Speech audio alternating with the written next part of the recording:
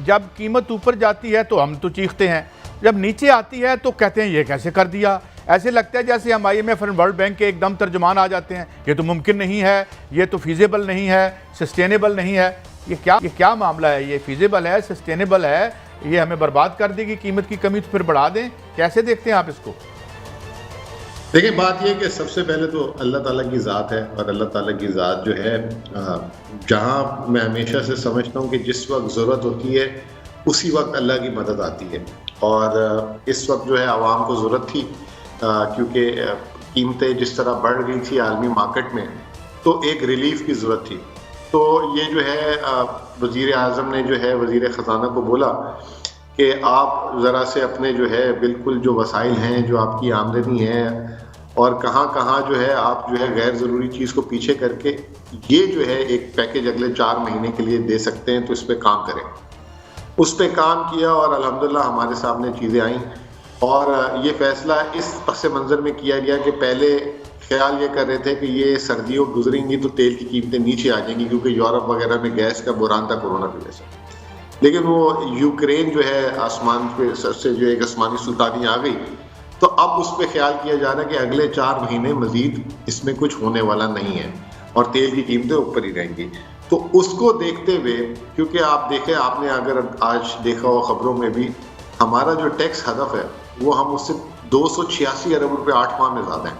और फिर हमने जनवरी में, आपको याद होगा कि एक मिनी बजट लाए थे जिसमें 350 अरब रुपये के इजाफी टैक्स लगेंगे। तो लगभग 6500 अरब रुपए की तवक्को की जा सकती है। 6500 6400 अरब रुपए टैक्स से हमें इस साल आएगा, जो पिछले साल के मुकाबले में 1500 अरब रुपए ज्यादा है।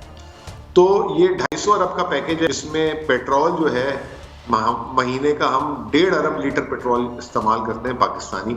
अगर 10 रुपए का रिलीफ है तो 15 अरब रुपए महीने का बनता है।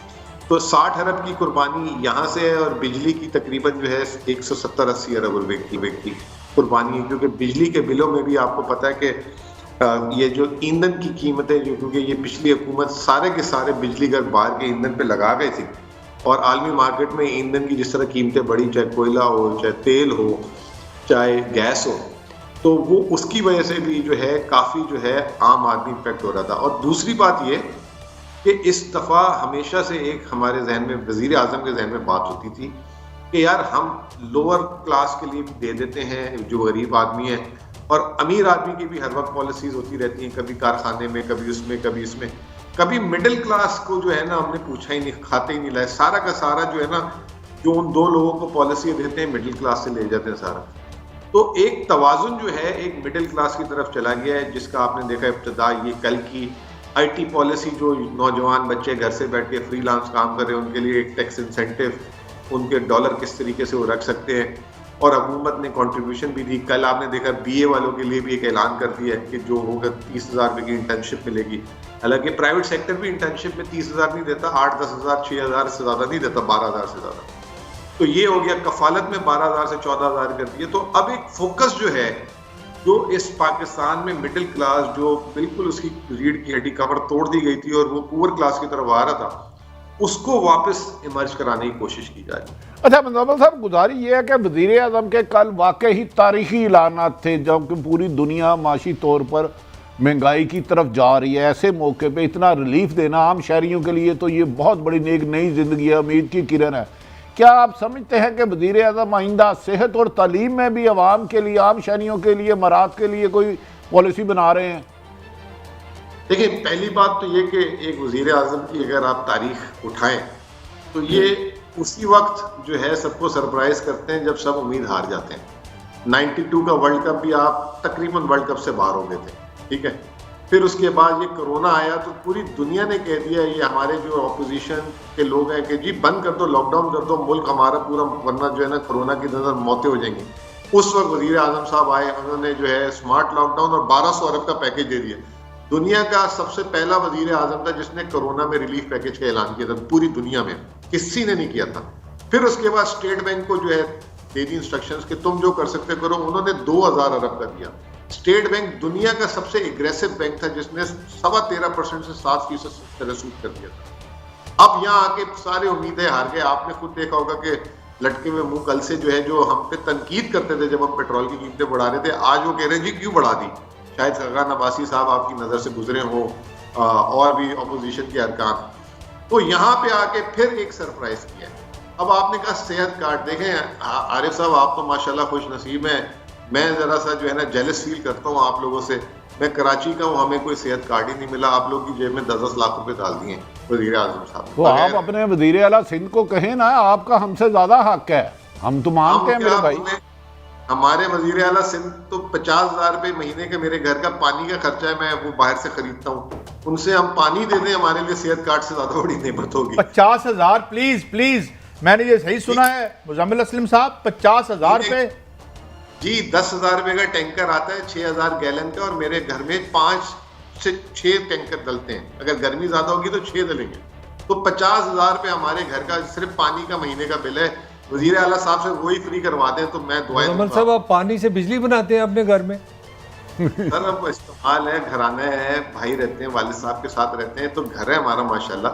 अच्छा, तो मैं जो पूछना चाह रहा था, ये जो 30,000 रुपए की इंटर्नशिप है, इसकी थोड़ी सी आम बंदे को इन्फॉर्मेशन नहीं आ रही। ग्रेजुएट से क्या मुराद है, BA MA PhD, इसकी क्या किस तरह ये पैसे, जरा इसकी डिटेल आप दे सकते हैं? लोगों को बड़ी दिलचस्पी है इसमें।